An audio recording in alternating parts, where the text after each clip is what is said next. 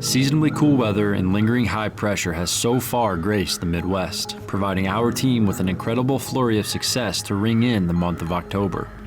Finally getting the right wind, Kaleb Greiner heads to a new stand he hung during the summer months, testing his access, hoping to cash in on the good conditions. Well, it's day 2, and Ben and I just got set up in the tree. I've been waiting to sit this stand for a long, long time. It's the same stand that Jacob and I came in and hung not too long ago, but the reason we are here is because I've been getting several pictures of guards daylight right here 20 yards in front of the stand. Hog Jr. has also been here in the past couple weeks. Daylight, so we've got corn out to the west, and it sounded like the other night when I was hunting it was just getting taken out. They were picking it. And my thought process is that these deer are probably just working this trail right here in front of us, coming back into the bedding area. Well, conditions are beautiful. I would pray for this weather in November. Pressure's above 30, temperatures are in the 30s. It's a pretty good recipe for a big buck to come walking by, so hopefully Hog Jr. comes walking by at 20. I think it should be a good morning. We'll see how it goes.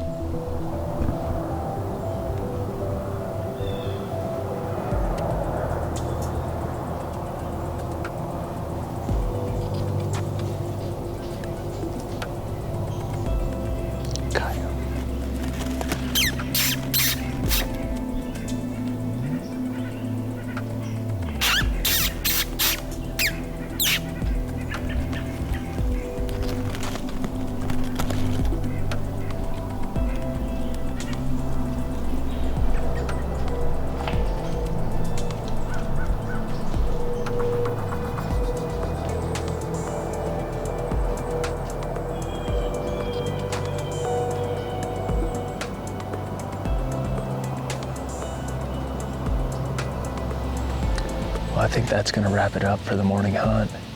Overall, it was a really good sit. Just a load of does in here, you guys. And come late October and November, this spot is just gonna be spicy. But overall, just a really fun morning. I mean, I can't remember the temps being this low in October for quite some time, but as for this Hog Jr. buck, he didn't move down in here until probably that late October, early November season. So with any luck, we'll just put some more cameras out. I just ordered about 10 more cutty backs, those new track cameras, and I'm really pumped. They're remote cell cameras, so they send to your phone, but they don't do the cutty link. They're just individual remote cameras. So just from the movement this morning, barely any of these deer were walking in front of the camera that I have right under the tree this morning. So I'll be back in this farm here next week some point. I think we got a rain coming, some cooler weather on Thursday, so till then, we're signing off. That evening, 20 miles to the southeast, Mike Reed is back on the river farm.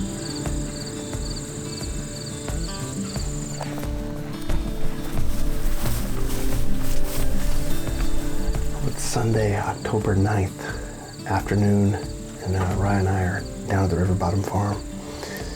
Had to get some work done today. Wasn't able to get out here super early.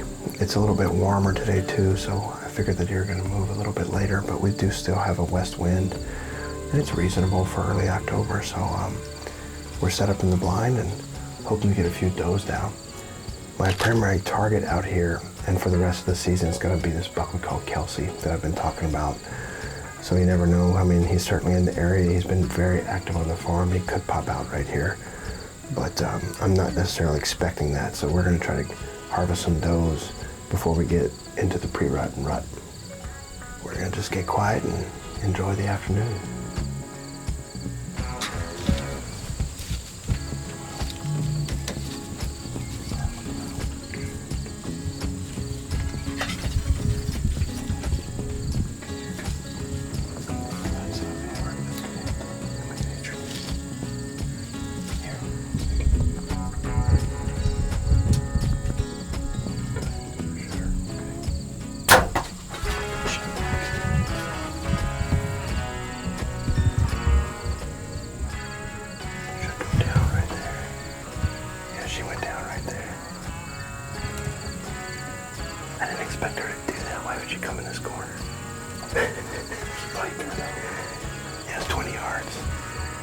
is.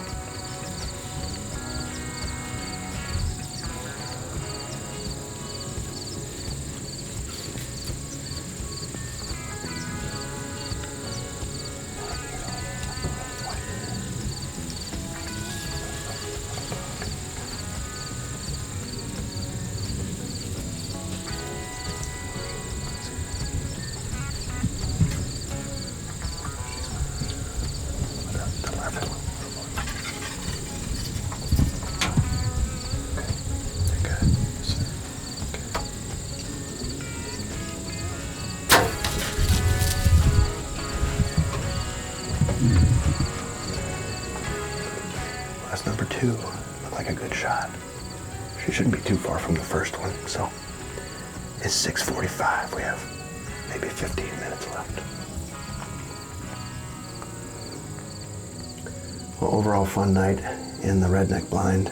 2 does to go recover, so we're gonna hop out and get these arrows picked up and pick up the blood trail. One of them I saw fall over, and the other one looked like she ran a little bit further past the first one into that grass, so we're gonna get down and get to work.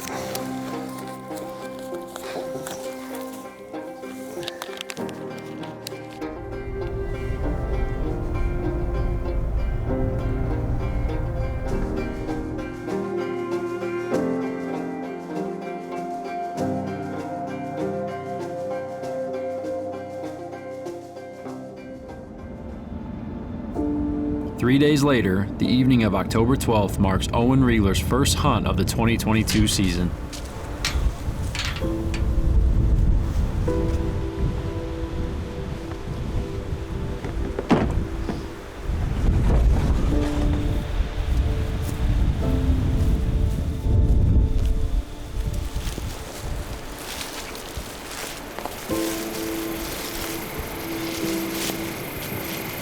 Well, guys, I had a few people asking where I've been. You know, we got done with the pool business. I was ready to rock and roll. We were all tuned up. And while I try to keep my personal life off this channel, I got something I want to talk about here.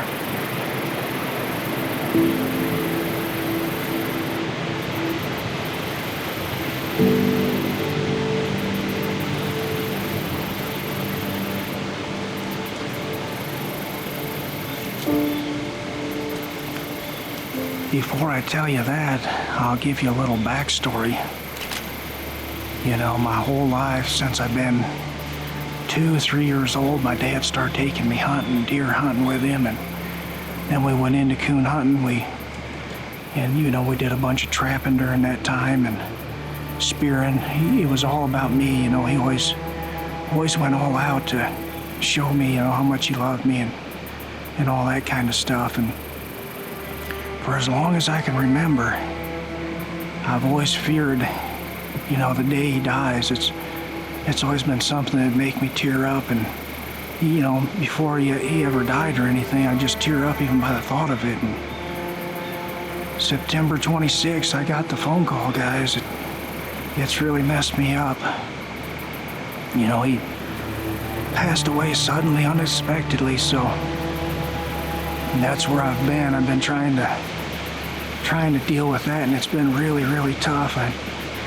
You guys that have been close with your dads and have gone through this, I feel for you, because while I knew it would be bad, I didn't know it'd be this bad. And you know, I've just been struggling every day with it and just trying to battle. I came back to Iowa thinking, I don't even know if I'm going to go hunting. I didn't have it in my heart. I didn't want to go. You know, there's just a huge void in my soul, it feels like. And you know, I don't know what the season holds, but a lot of people that I've talked to, you know, they just said, you got to get back out there. Your dad would be upset if you weren't hunting. So that's where I'm at. That's why I'm out here today, and I just got to try and get back to it. But it's been really, really tough. I've been fortunate to be so close to him and walk hundreds of miles with him. You know, we started going out west. It started as a graduation present. He took me out there, and we went 10 years in a row. It's some of my fondest memories out there. So it's, I'll be maybe hitting this. I don't know. I'll try and get back to it, guys. But we'll see what happens. I appreciate everybody that's reached out to me, all the Midwest Whitetail guys. Thankful to have really good support around me, but anyway, we'll try to keep after it.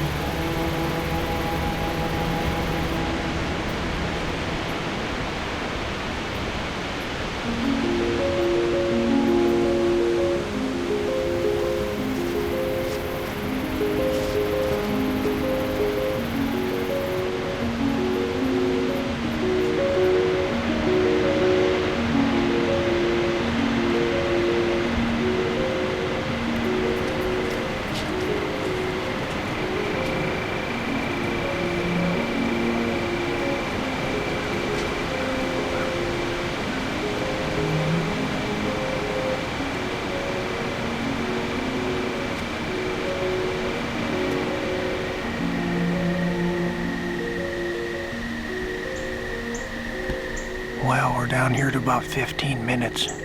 We actually saw pretty good movement, actually. I think we've seen 8 different does and 1 smaller buck, so we didn't see a whole lot for antlered bucks, but I didn't expect a lot of movement, so it was all right. It was decent. You know, as we wrap up this hunt, I want to tell you guys about a little story. My dad was down in 2020, and he left a note in the closet where he was staying, a little quote from an Indian chief named Black Elk, and I've never taken that down. And just the other day I took that down and I opened it up, and he had a handwritten message in there to me. So as we wrap this hunt up, I want to leave those words with you guys, or some fine words to live by. So we'll see you guys on the next one. The one who walks slow into the woods will see much, from the mouse to the bear, and his spirit will be at peace. Owen, we love you, brother.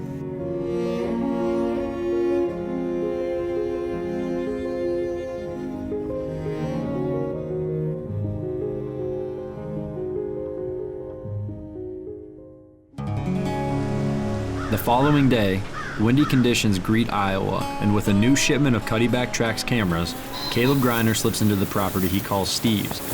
Using the noise cover to his advantage, he hopes to get more intel on the buck he calls Hog Jr.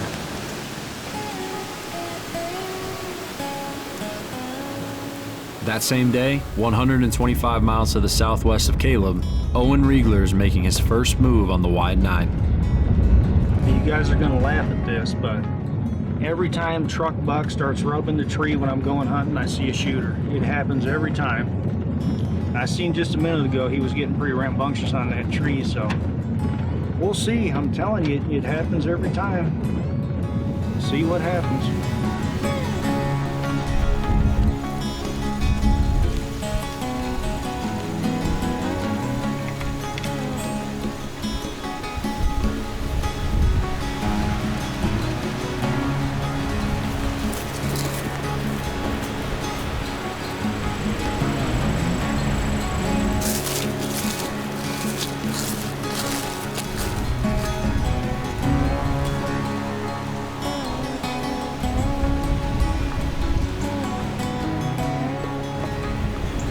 Alright guys, October 13th here, about 3:45. We came down to this redneck blind here because it's really windy today. It's gusting 35 to 40.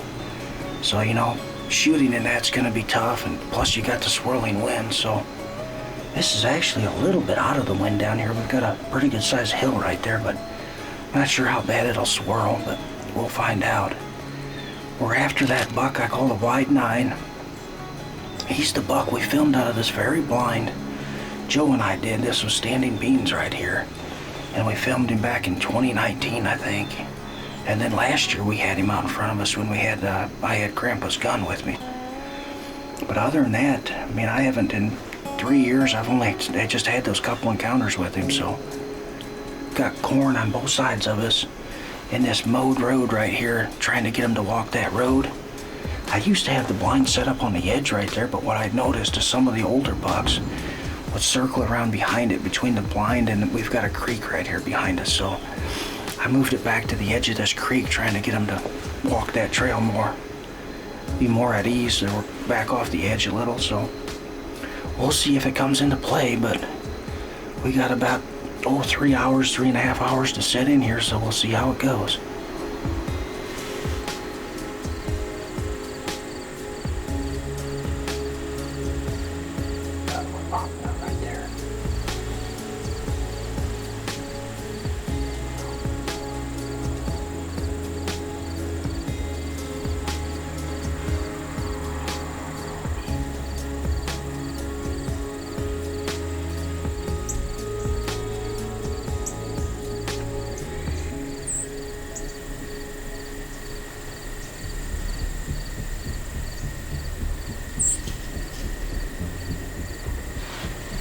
There it comes, right there on that edge of the corn.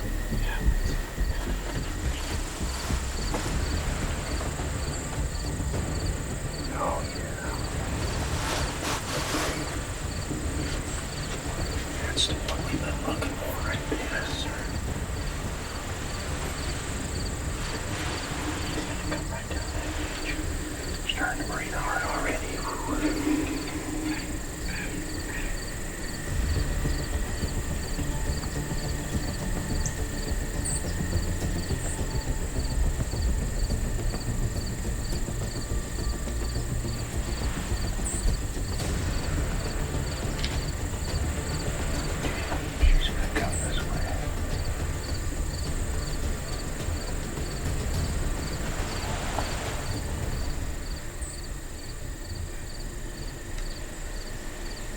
That wasn't what we wanted. I don't know what that was about either. Boy, he looked pretty good.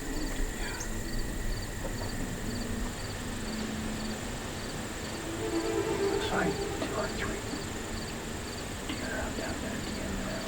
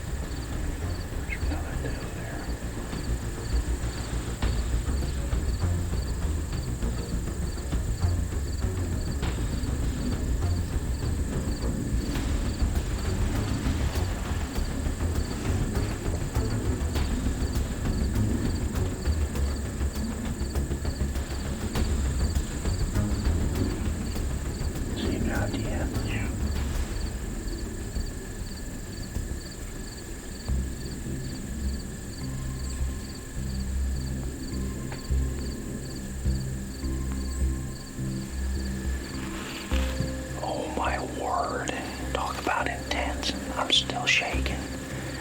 That second time he came out, I thought for sure we're gonna get a shot at him. He was marching for us. Ended up bumping those does around. And then he just worked off. I never did see where he went, but I guess he went back the way he came from again. Man, what a hunt. We got about 15-20 minutes left, so if anything else happens, we'll bring it to you. Otherwise, we'll see you tomorrow.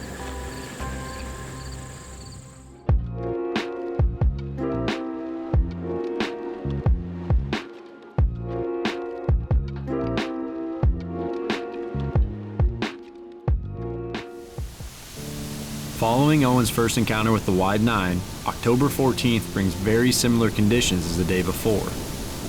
With wind and spotty showers back in eastern Iowa, Kaleb Greiner shifts gears from Hog Jr., moving to a nearby permission farm with one goal in mind: scout for his girlfriend Casey Murray, who will be hunting the upcoming early muzzleloader season in Iowa. While Kaleb scans the recently picked cornfield, 125 miles to the southwest, Owen Reigler is taking another shot at the wide 9.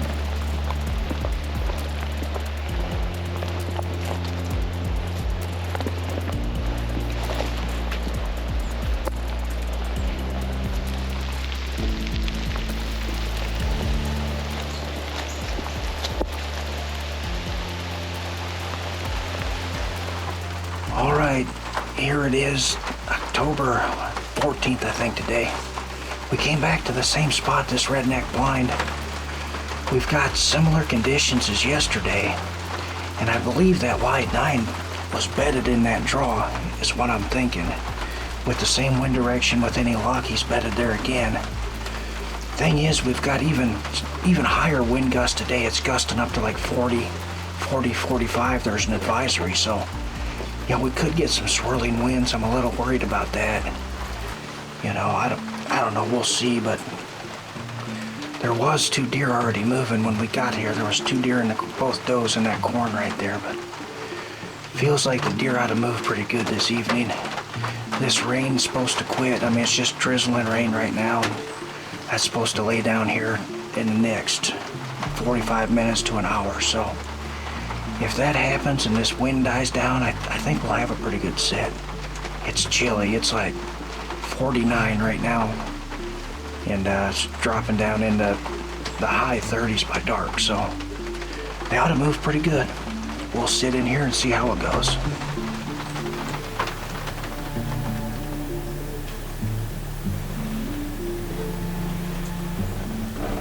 You got some over in the corn here too.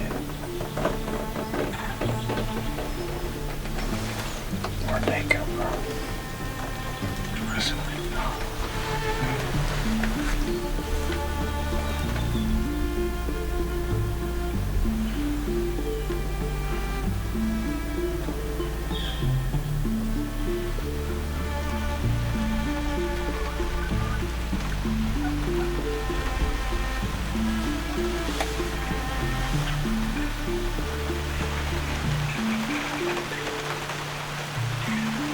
With wildlife loading up the field in front of him, Owen watches the draw, waiting for a giant to peek around the corner. 405 miles to the north of Owen, team member Rick Vergin is enjoying a much different version of the front in central Wisconsin.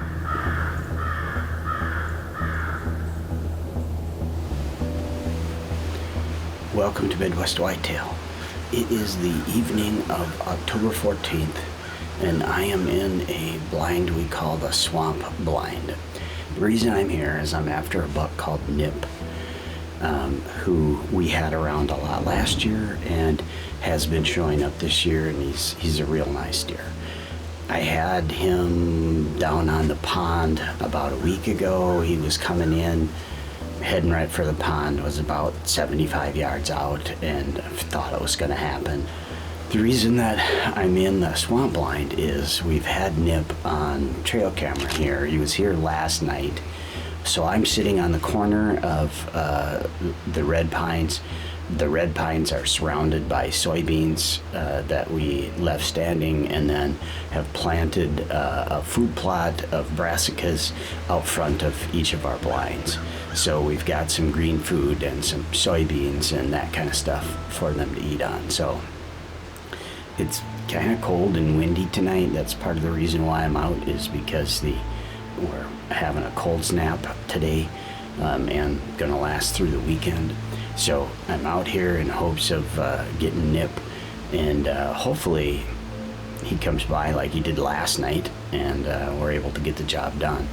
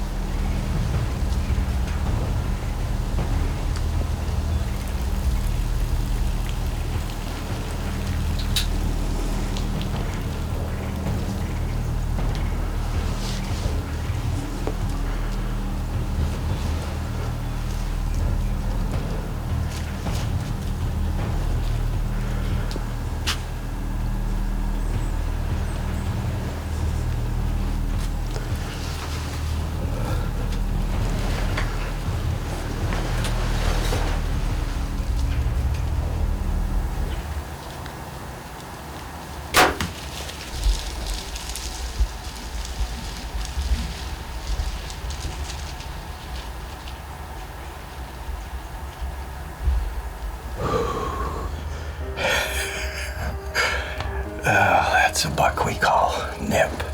I think I put a pretty good hit on him.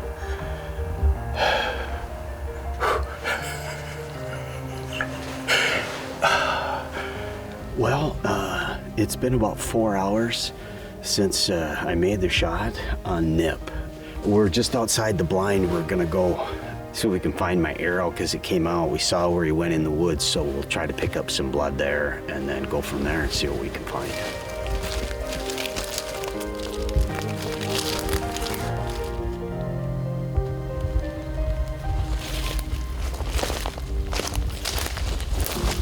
Right there.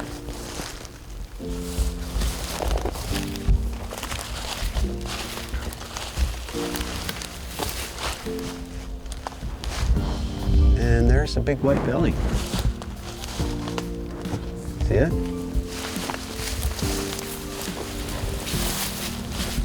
That is a big fat buck. Look at the neck on that thing.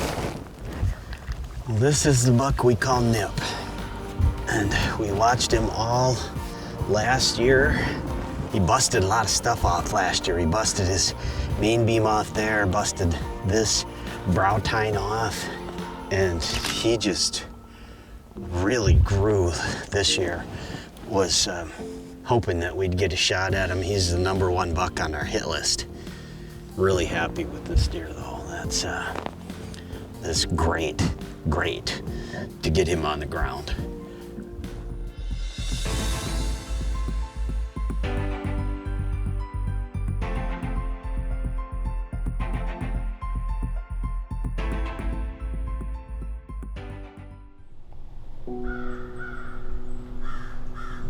Every time truck buck starts rubbing the tree when I'm going hunting, I see a shooter. It happens every time.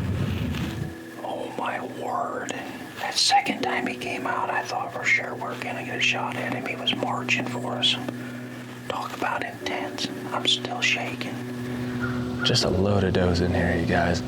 But overall, just a really fun morning. I mean, I can't remember the temps being this low in October for quite some time, but I think we got a rain coming, some cooler weather on Thursday, so. Was hoping that we'd get a shot at him. He's the #1 buck on our hit list. Really happy with this deer though. That's great to get him on the ground. Rarely have we seen the first half of the month produce as much consistent action as this season. More often than not, we navigate the first few weeks at a slow and gradual pace, occasionally mixing in calculated shots when it makes sense. As the mercury rides high and the temps hang low, we can count on increased daylight activity from the bucks we are hunting. These small windows of opportunity only matter if hunting in the right spot, and Rick's evening illustrated this perfectly. Keying in on the best food source tight to the buck's core gave him the chance, and after a perfectly placed arrow, the story of Nip ended. Owen Reigler's decision to hunt the redneck blind tucked out of the swirling winds yielded a standoff that ended mere yards away from a bow shot on the wide 9, refueling his tank for the chase ahead. Kaleb Greiner's scouting mission paid off big, encountering his first mature buck of the season, overlooking the freshly picked cornfield. With a tag in her pocket and Iowa's early muzzleloader season knocking on the doorstep, Casey Murray knows exactly where she wants to spend opening day. The rest of our team sticks to the edges, waiting for the signal to make a move of their own. Though the cooler temperatures have given us the feeling of the upcoming rut, these early acts are just a tease. This is still October, and no matter how much we wish we were already there, our best days remain ahead of us. Soon enough, bucks will begin making their rounds, shifting focus from hoarding calories to monitoring local does as their testosterone rises. Restless, we look forward, ready to hit full stride. Only 2 weeks separate us between when the calendar page flips and we are once again chasing November.